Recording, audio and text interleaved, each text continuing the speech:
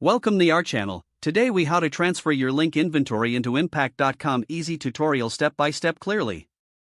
To transfer your link inventory into Impact.com, begin by logging into your Impact.com account. Navigate to the dashboard once you're logged in. Locate the links section in the main menu. Click on links to open the link management interface. In the links section, find the import option. Select Import to access the import settings. Upload your link inventory file by choosing the appropriate format, such as CSV.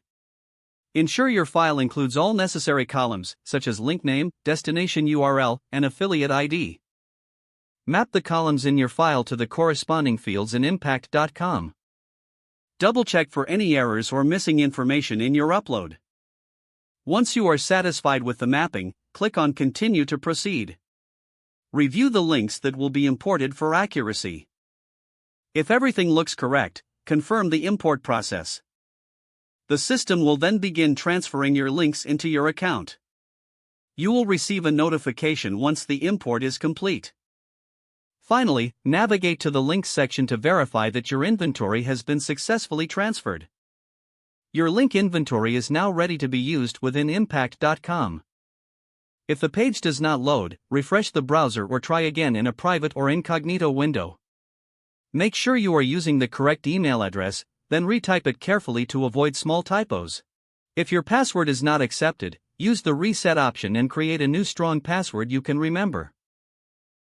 Check your spam folder for verification or security emails, then complete any requested confirmation steps. Enable two-factor authentication if available to improve account security and reduce unauthorized access risk.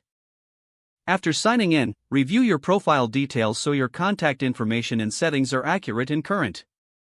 If you see an error message, note it down and try again after restarting your device and internet connection.